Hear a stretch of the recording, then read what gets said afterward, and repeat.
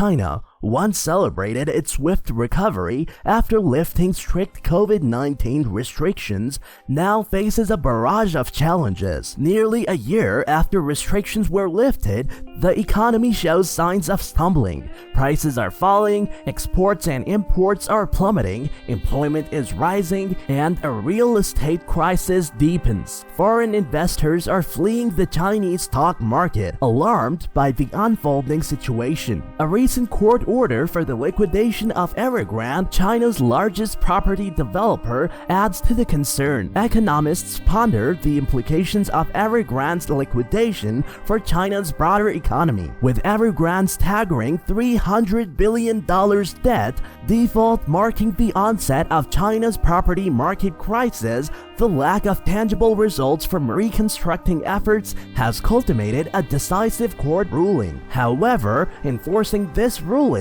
possesses a challenge, as Hong Kong judgments may not hold sway on the mainland. Amidst uncertainty, attention turns to the Chinese government's management of the liquidation process. Experts anticipate careful handling to avert major disruptions. Comparisons to the 2008 Lehman Brothers collapse are dismissed, suggesting a more controlled approach this time. However, it's important to note that Evergrande was already teetering on the brink of bankruptcy, and the property crisis was well underway before the recent liquidation order. This development serves as further evidence of a significant property bubble in China. Evergrande's collapse was in many ways a consequence of this bubble, exacerbating by Beijing's decision to curtail lending to property developers in 2020/2021. From the 1990s until 2020, property developers relied heavily on large bank loans to finance their projects. When the flow of cash dwindled, Evergrande and others found themselves in dire straits. Millions of people who had paid upfront for homes are now left in limbo, unable to move in. The ripple effects extend beyond the property sector,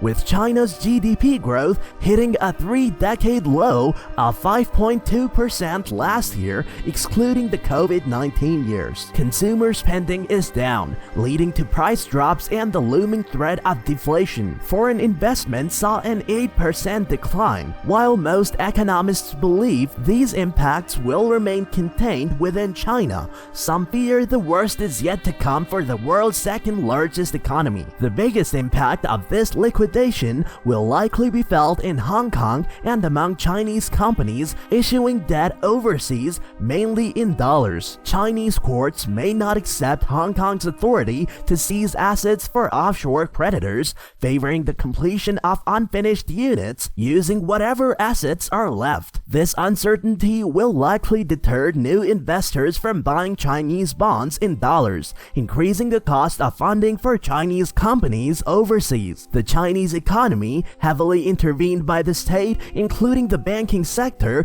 has not plunged into a full-fledged crisis due to capital controls preventing money from leaving the mainland. Despite avoiding a complete crisis, there are consequences from the real estate downturn. Primarily deflationary pressures caused by the sector's impact on upstream prices such as iron and cement, leading to overcapacity and deflation. While indicators are pointing in the wrong direction, 2024 may not be significantly worse than 2023, indicating a muddling situation rather than a crisis. Structural issues behind the economic slowdown are not being addressed through necessary reforms, such as fiscal reform, and the cracks in the economy are widening. Chinese leaders have implemented several measures to tackle economic challenges, such as reducing reserve requirements for banks and tightening regulations in the stock market. These steps aim to stabilize markets and address deflationary pressures in the economy. By slashing reserve requirements, the government hopes to inject liquidity into the financial system, encouraging lending and stimulating economic economic activity. Tightening stock market rules aims to prevent excessive speculation and market volatility, promoting stability and investor confidence. Despite these efforts, the People's Bank of China faces obstacles in implementing further rate cuts due to concerns about capital outflows and maintaining the stability of the renminbi. Rate cuts could potentially exacerbate capital flights as investors seek higher returns elsewhere, putting pressure on the currency. Additionally, maintaining a stable exchange rate is crucial for China's economic stability and international credibility. Thus, policymakers must tread carefully to balance the need for stimulus with the risk of capital flight and currency instability. China's attempts to attract foreign investment through a charm offensive have yielded mixed results. While the country offers various incentives and assurances to foreign investors, concerns about economic uncertainty and regulatory risks persist. Despite the allure of China's vast market and economic potential, investors remain cautious, particularly in light of recent economic challenges and regulatory crackdowns. Restoring confidence among investors will require sustained efforts to address underlying economic issues and improve transparency and predictability in the business environment. While there may be worries about investing in China, similar concerns existed for Japan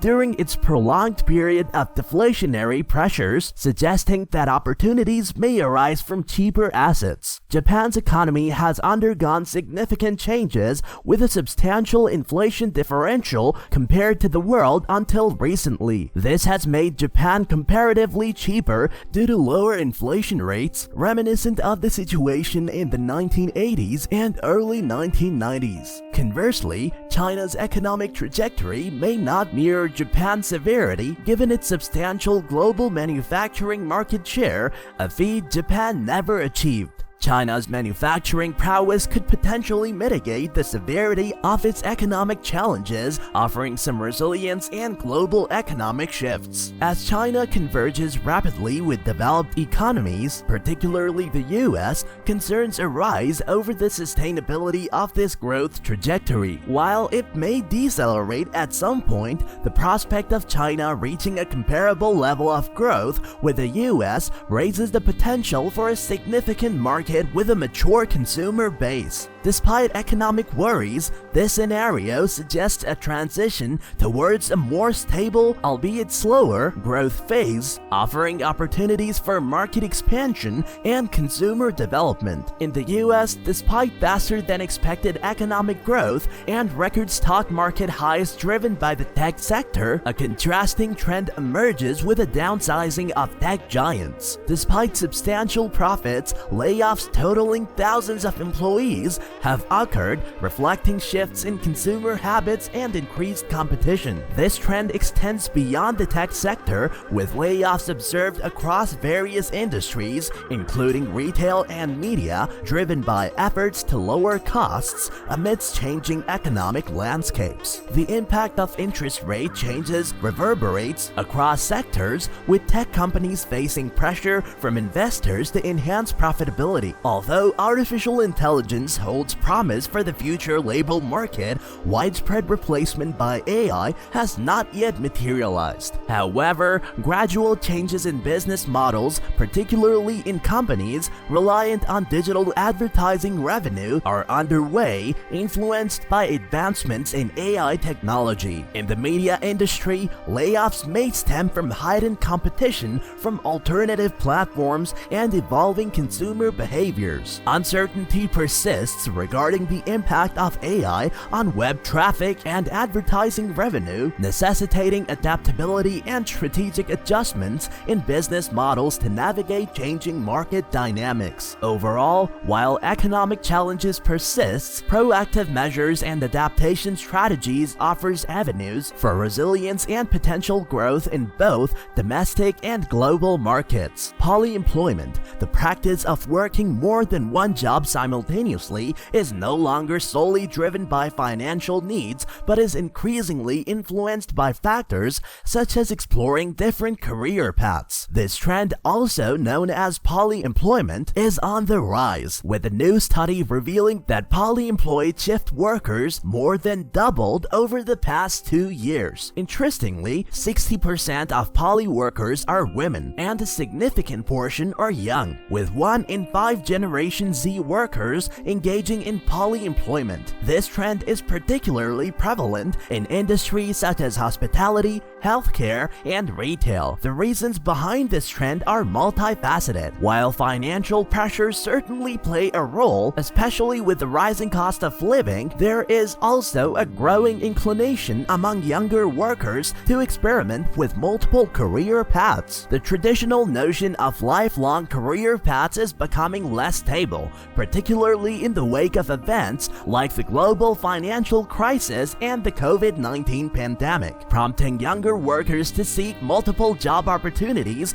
as a form of insurance against job insecurity. In addition to financial and career exploration motivations, polyemployment is also driven by the need for flexibility and reliability in work hours. The gig economy has provided opportunities for extra work hours, but for women, particularly those with family responsibilities, juggling employer needs, family obligations, and ensuring a reliable income stream often necessitates taking on multiple stable shift work jobs. The trend of polyemployment is more pronounced in certain countries, particularly those experiencing peak housing cost pressures like Australia. Moreover, rising house costs and affordability issues are driving more young people to take on multiple jobs to make ends meet. Employers, especially in industries like hospitality, retail, and nursing, are grappling with the productivity implications of employees potentially coming to work